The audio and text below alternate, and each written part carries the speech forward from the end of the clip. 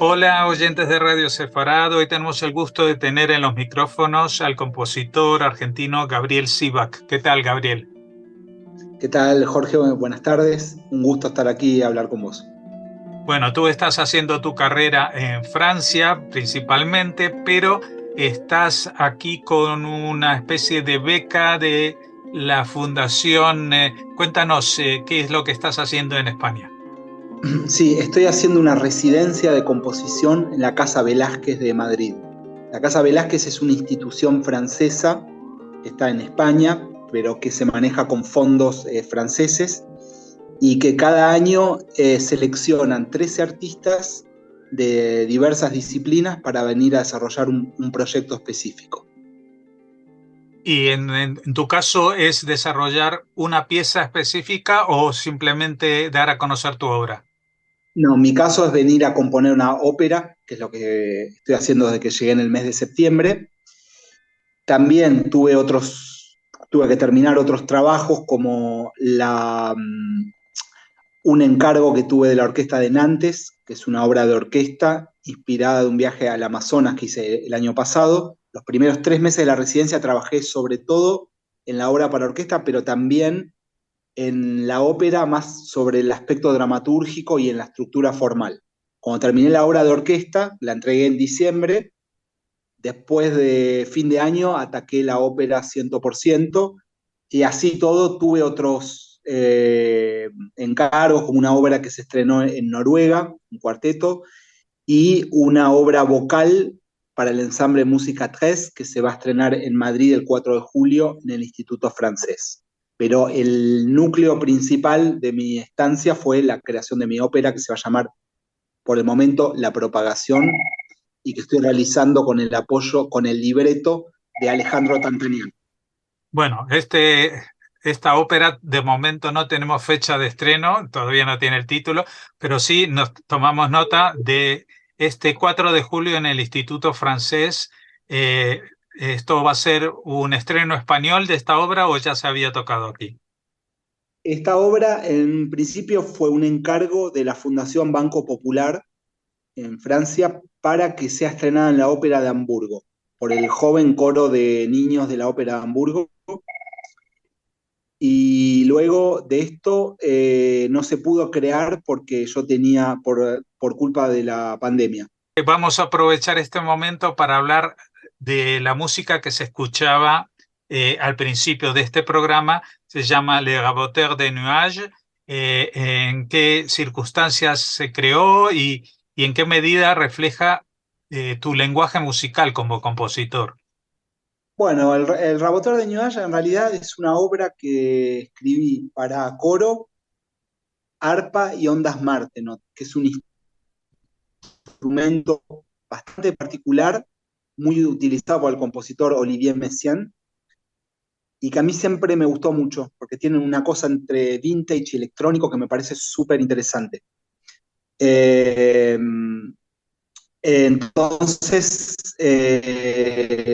bueno, yo elegí la formación esta, o sea, el coro ya estaba dado y agregué el arpa y las ondas Martenot como instrumentos acompañadores. El texto es del poeta Gilles de Valdía, que es hijo de un gran escritor francés. Y bueno, nada, creo sí, tiene un poco un cierto espíritu onírico que tienen algunas de mis obras. Y bueno, me entusiasmé mucho con esa mezcla del arpa con las ondas Martin. Ujú. Bueno, tú naciste en Argentina, te formaste creo que primeramente como pianista, ¿no? Eh, sí, digamos que empecé el piano, empecé la música a través del piano y muy rápidamente sentí una gran atracción por la composición. Cuando venía a las clases de piano con mi profesora, me acuerdo que después de las clases me quedaba eh, inventando acordes, improvisando alrededor de cosas de Debussy, que fue uno de los primeros compositores así que me marcaron este camino, ¿no? Y bueno, desde creo los 14, 15 años ya empecé a estudiar armonía y cuando terminé la escuela me metí así de manera medio inconsciente en una escuela que era el SEAM, que era de una escuela de música contemporánea, ¿no? Y la verdad que lo que me generaba la música contemporánea al principio era rechazo, lo tengo que confesar, me generaba rechazo. Y durante los estudios en la escuela de música contemporánea empecé a descubrir compositores que me fueron abriendo la cabeza muy de a poco. Y cito a Stravinsky, cito a Olivier Messiaen, entre tantos otros, cito a Ligeti también. Pero bueno, poco a poco fui entendiendo que formaban parte de la geografía de lo que era el siglo XX, no me puedo desmarcar completamente de eso, ¿no? Entonces a partir de ahí empezó una larga trayectoria hasta ir encontrando mi identidad, porque en mi identidad también, en mi trayectoria de vida, aparecía la Argentina, aparecía mucho el Brasil, porque trabajé con el cantante de Toquinho como arreglador, hicimos varios discos, tengo varias canciones compuestas con él, yo toqué muchísimo tango también, empecé ya de chico, mi papá tocaba tango en las fiestas familiares, y una de las primeras piezas que aprendí en el piano es el tango A Media Luz.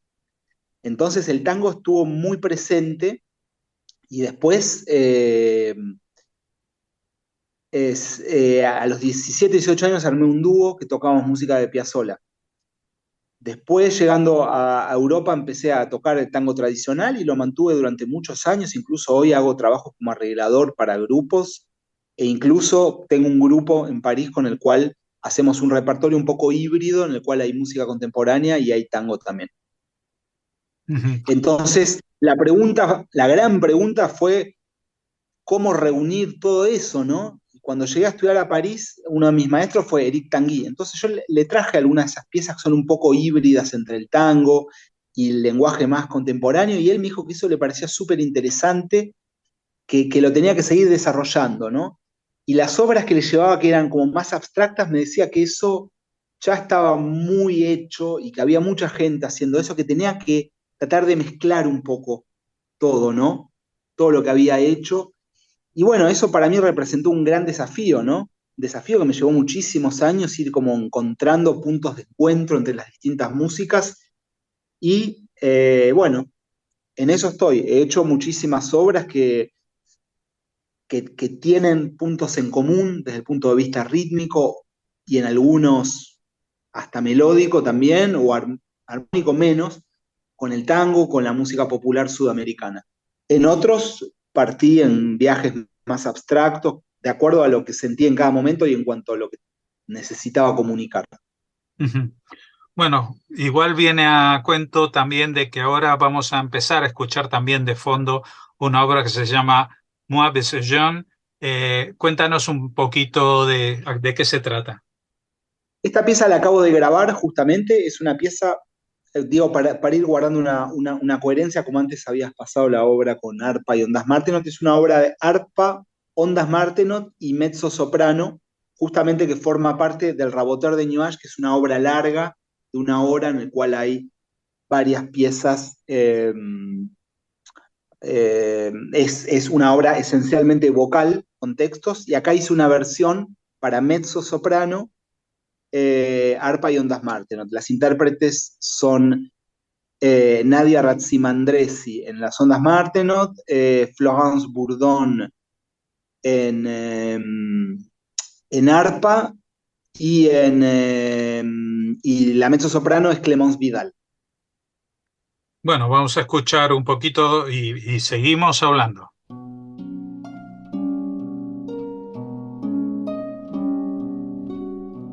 Oh, baiser jaune dans tes cheveux noirs, moi chuchotement dans tes réserves lointaines. Moi dans cette Bueno, ¿cómo fue tu aclimatamiento a un entorno cultural como el de Francia viniendo de Argentina? Eh, mm, ¿Fue bien, fue traumático o fue fabuloso? Mira, tuvo de todo un poco, para resumir. Yo venía de chico a Francia porque mi viejo tenía un hermano que era científico y tenía un puesto en el CNRS de Francia, en el CNRS de Meudon. Entonces veníamos a visitarlo a París. Y si te tengo que confesar, no era una ciudad que yo no tenía el sueño parisino que tienen muchos argentinos. No, no me sentía, o sea, es hermosa París como ciudad, pero no es que sentía así ya de chico un deseo de vivir en París.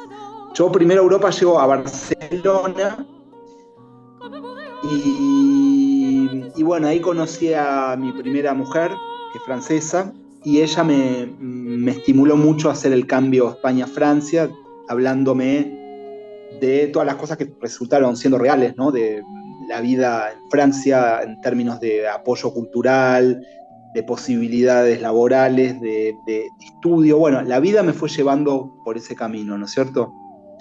Y bueno, pasé por Lyon y después París se impuso un poco como ciudad que al principio me daba miedo llegar porque pensaba que iba a haber mucha gente, que era muy grande y todo, y la verdad que por suerte tomé esa decisión porque en el plano artístico y laboral, desde que llegué a París realmente tengo la sensación que he podido desarrollar un montón de sueños que ni me imaginaba alcanzar cuando me fui de Argentina, ¿no? Después tiene otros aspectos la vida en Francia que son más complejos, como es la vida social. Uno se va integrando como puede. Yo tuve la suerte de llegar también en una familia francesa, que son muy buena gente, eso también creo que me ayudó mucho. Y después, bueno, la vida fue siguiendo su curso, nació mi hija. En Francia me fui quedando un poco, la Argentina empezó a quedar atrás, lejos en el tiempo, pero bueno, hay alguien que dice que la única patria es la infancia, ¿no? O sea, yo creo un poco en esta frase, pero bueno, la Argentina empezó a quedar lejos y mi vida se fue construyendo aquí. Uh-huh. Y dentro de esa infancia y esa vida que quedó lejos, ¿hay algo de referencia al mundo judío? Bueno, yo creo que en un sentido más práctico, mi obra, el Golem, que te he enviado con la voz de Borges leyendo su poema, el célebre El Golem, fue algo que me acercó mucho al pensamiento judío. Me acuerdo que en su momento, esa obra ya tiene varios años, el estreno fue en Cuba en el 2005. Se había estrenado en Praga una primera versión con guitarra y piano, y después hice la versión para cuarteto de cuerdas, piano y la voz de Borges. Me acuerdo que me tomé bastante tiempo en analizar el poema, en estudiar un poco la leyenda del Golem. Eso me acercó mucho, pienso, al universo judío. Por otra parte, creo que bueno, hay algo que se transmite que es más a un nivel mucho más profundo, que es una cosa como de replantearse mucho las cosas, de ponerse mucho en cuestión las cosas que son, creo, propias del pensamiento y la idiosincrasia judía. Eso me ha acompañado siempre, creo, en mi desarrollo y en mi crecimiento, que estuvo basado también mucho en irme replanteando las cosas que iba produciendo para tratar de ir avanzando, ¿no? Esos son dos puntos que encuentro en común con el pensamiento judío, ¿no es cierto? Bueno, esto es un primer encuentro para que el público de Radio Sefarad te conozca.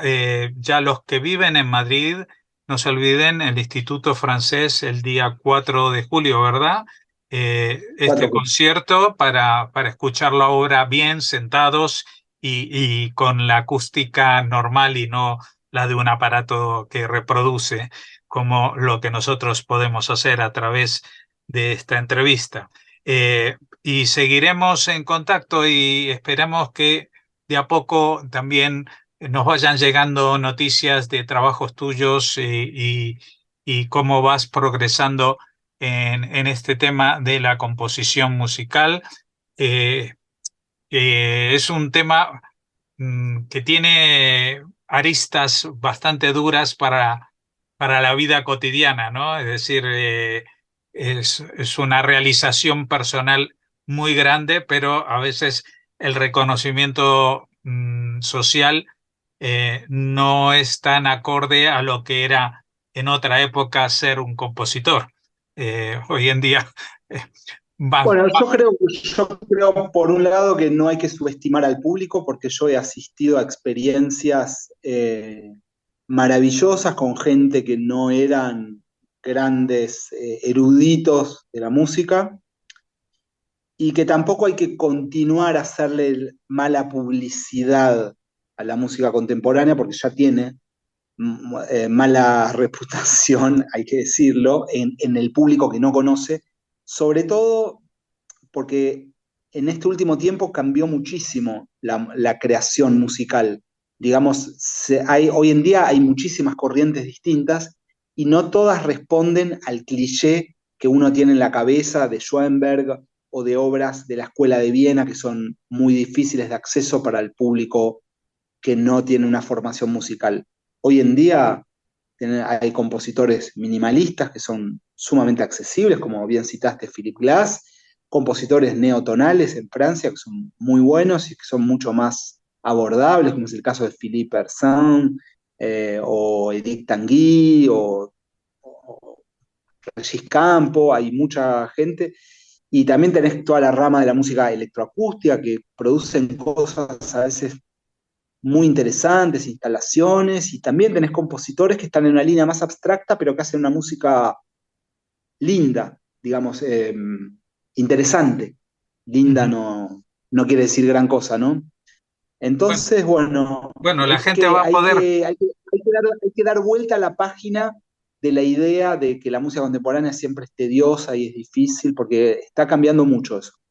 Bueno, y un En mi ejemplo de visión. ello. Y ejemplo de ello es esto que vamos a escuchar a continuación y que va a despedir esta entrevista, que es la suite Capoeira. También te voy a pedir algunas palabras sobre esto que ya por el título, nos sugiere que tiene algo que ver con Brasil, ¿no? Exacto. En el año 2017 recibo un encargo del cuarteto de cuerdas Voce, cuarteto de cuerdas francés, fantástico, y querían hacer un disco de músicas del mundo aplicadas al cuarteto de cuerdas. Entonces me propusieron qué quería hacer, si algo relacionado con la Argentina o con el Brasil. Yo había hecho muchas cosas con el tango, y acababa de terminar una gira con Toquinho, célebre cantante brasilero, en el cual habíamos hecho conciertos en Italia para 3.000 personas en el Gran Rex de Buenos Aires. Ha ido a la casa a componer 2 canciones, yo le llevé ideas y las compusimos juntos, pero lo cual para mí era un sueño. Entonces estaba fuertemente impregnado de esa experiencia que fue muy marcante en mi vida, por todas las cosas que estoy citando, ¿no?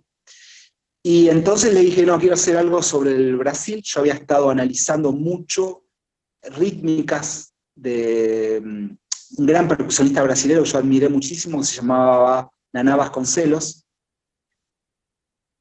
Y tuve una época más de joven y que todavía guardo una admiración por él, que es Egberto Gismonti. Fueron como 2 faros en mis principios, ¿no? Entonces dije, bueno, vamos a hacer una obra en la cual trabaje con rítmicas. El primer movimiento se llama Naná, está dedicado a Naná Vasconcelos, y trabajo sobre unas células rítmicas que vienen de los toques del berimbau, ¿no? Yo un poco fui como superponiendo capas rítmicas, y es un homenaje al gran Naná Vasconcelos. El segundo movimiento se llama Candomblé, es un ritmo del norte de Brasil. Me inspiré de esta danza ternaria, ¿no? Llevándola a cuarteto de cuerdas también. El tercer movimiento, que es Baden, está dedicado a Baden Powell. El nombre ahí, así como una frase de él que está un poco escondida y que la armonizo de una manera especial. Y el cuarto movimiento es un samba, en el cuarteto de cuerdas, que se llama Cuiqueros, y está un poco inspirado del instrumento de la cuica, que en el samba hace como el monito ese que canta. Bueno, eso es un poco como el pattern rítmico, y lo superpongo con con algunos patterns rítmicos que vienen del samba y con técnicas en las cuerdas, técnicas para generar timbres particulares. Entonces, el cuarto movimiento se llama Cuiqueros. Esa Pues es la nada, suite capoeira. con esta presentación, pues están todos invitados, primero a oírla y segundo, si les gusta, que seguramente, pues si están en Madrid el 4 de julio, pues acudir al Instituto Francés para ver esto sonar en directo. Bueno, en el Instituto Francés sonará otra pieza, no esta, pero Perfecto. sí que de conocer la obra del compositor, de Gabriel Sivak. Para agregar algo, este programa, esta obra Suite Capoeira y el Golem, la pieza sobre Borges, es muy probable que las presentemos en un concierto en Madrid en el mes de febrero del año próximo. Por el momento prefiero guardar en reserva el lugar y todo, pero es bastante posible que hagamos algo Bueno, por aquí. pues seguramente nos informarás y nosotros a través de Radio Sefarat lo daremos a conocer también. Muchas gracias, Gabriel Sivak, y hasta la próxima. Muchísimas gracias, Jorge, fue un placer hablar contigo.